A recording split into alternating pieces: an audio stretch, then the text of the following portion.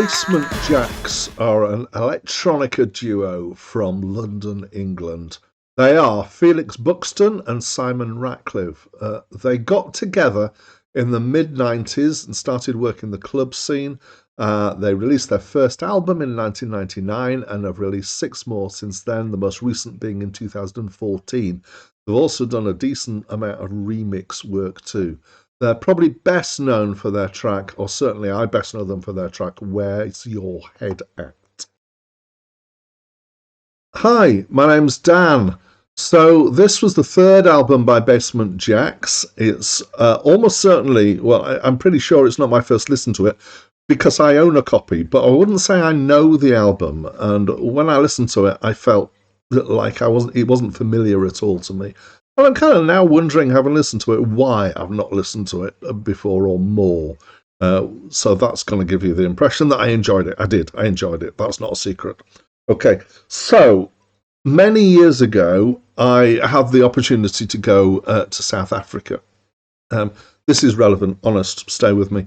And there I encountered a small town where they seemed to have a theme in the town, which was scrap metal art, making art sculptures out of found scrap metal, particularly.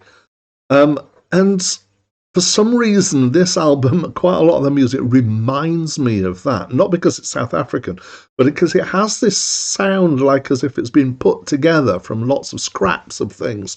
Some of them kind of almost abrasive and jangly, and then it's been put together to produce something that's actually quite artistic, I would say. So I feel like it's got this kind of feel, partly because it's busy and there's a lot of stuff going on. It sounds like, the things are going on together that you might not necessarily associate together. It sounds like they're throwing things in, but actually when you step back and listen to it, it all works.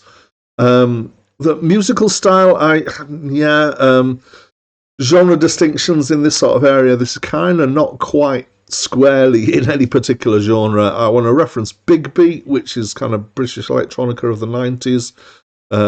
So stuff like The Prodigy, etc.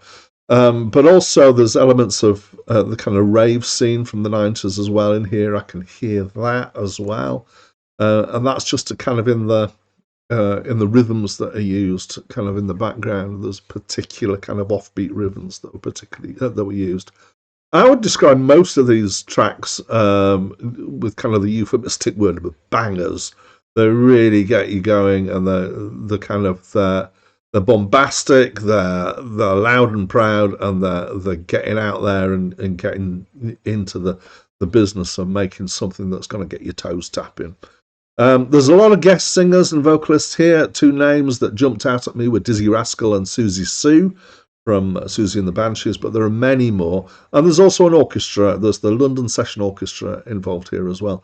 And reading up on this album, I read that their focus on this was to write songs rather than just do the same stuff as they'd done previously, and what a lot of people had been doing and were doing at the time in the electronic dance music area. And I can hear that.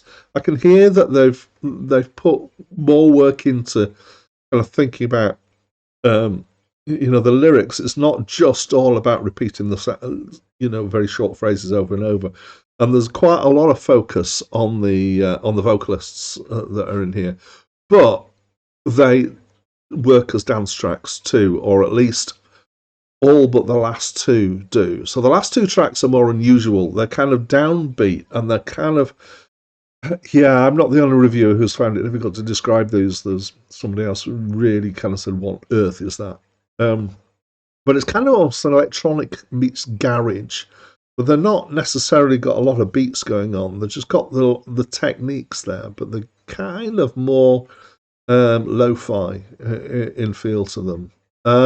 To be honest, I feel like those last 2 tracks drag the album down a bit. I feel that they're interesting, but they didn't feed into the kind of general feel of the rest of the album, which is these great dancey bangers. There's overall, The album's got quite a lot of interest to it. I really enjoyed listening. It made me dance my shoulders and nod my head and that sort of thing. It's great driving music. I love upbeat music when I'm driving. It keeps me awake, which is a good thing. And even when I'm kind of stuck in traffic, it keeps me feeling energized. So it's that kind of thing. I do have generally a soft spot for a lot of the British electronica stuff of the 90s.